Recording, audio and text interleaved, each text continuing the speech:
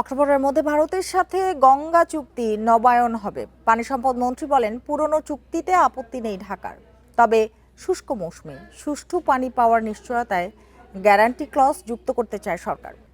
এ নিয়ে আলোচনা করতে রাজধানীর তেজগাঁ থেকে আমাদের সাথে যোগ দিয়েছেন বাংলাদেশের নদী ও পানি সুরক্ষা বিষয়ক নাগরিক সংগঠন রিভার ইন পিপল এর প্রধান গবেষক শেখ রোকন।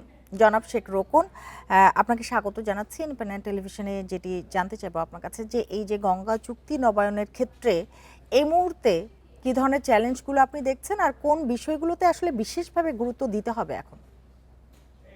এই মুহূর্তে আমি মনে করি সবচেয়ে বড় চ্যালেঞ্জ হচ্ছে যে ডিসেম্বরের আগেই গঙ্গা চুক্তির নবায়নটা শেষ করা। কারণ চুক্তি না থাকলে কি হয় সেটা আমরা 82 সাল থেকে 96 সাল পর্যন্ত দেখেছি। তখন আমাদের এখানকার অবস্থা খুবই করুণ ছিল ভাটির দেশে।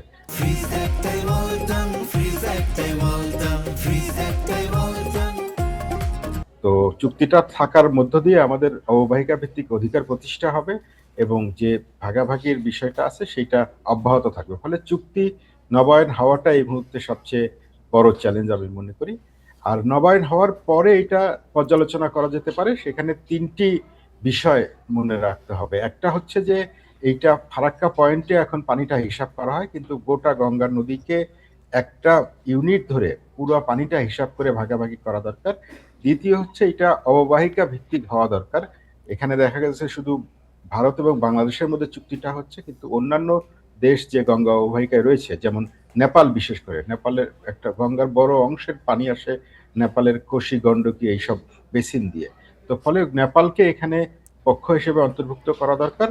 এবং তৃতীয়ত যেটা হওয়া দরকার যে এখানে পানিটা যেভাবে ভাগাভাগি হয় এটা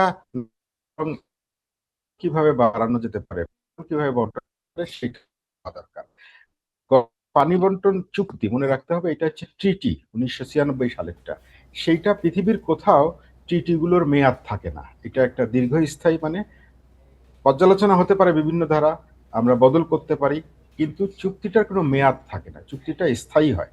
আপনি দেখবেন যে মেক্সিকো এবং ইউএস এর মধ্যে চুক্তিটা স্থায়ী, এমনকি পাকিস্তান এবং ভারতের মধ্যে সিন্ধুর যে পানি আছে, চুক্তি আছে, সেটাও কিন্তু মেয়াদ ভিত্তিক না।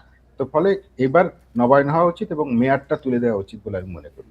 হ্যাঁ, কিছু সংশোধনের কথা বিশেষজ্ঞরাও বলছেন, যেমন ফারাক্কা পয়েন্টকে পানি বন্টনের ভিত্তি ধরা হয়েছে, যা সংশোধন করা উচিত, বিশেষজ্ঞরা এমনটা মনে করছেন। আপনি কি বলবেন?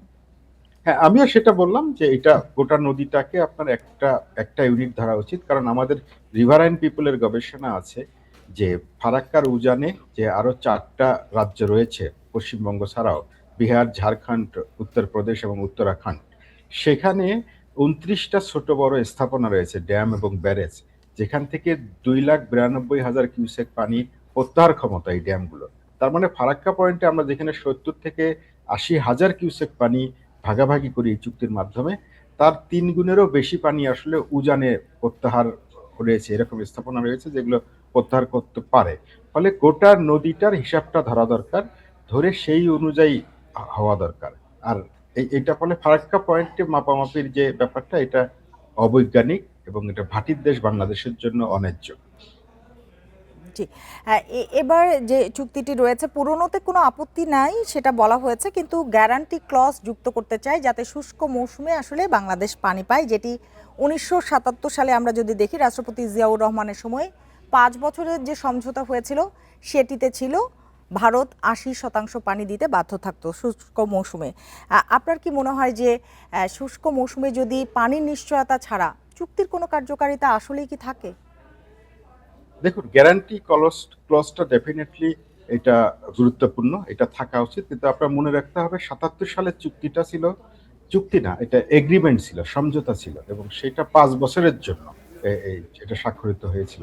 এবং সেখানে আপনি যদি 77 সালের চুক্তির শিরোনাম দেখেন, এটার নাম হচ্ছে agreement between the government of the people's republic of Bangladesh and the government of the republic of India on sharing of the Ganges water at Farakka and augmentation it flows।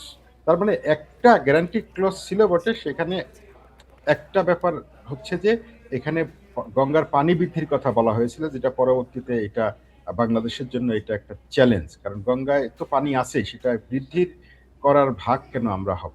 Guarantee clause নিঃসন্দেহে থাকা উচিত, কিন্তু এখনকার বাস্তবতায় ক্লজগুলো ঠিক করা উচিত। জি, আপনার বক্তব্য স্পষ্ট। জনাব শেখ রোকন, আপনাকে অনেক ধন্যবাদ আমাদের সাথে যোগ দেওয়ার জন্য, সময় দেওয়ার জন্য।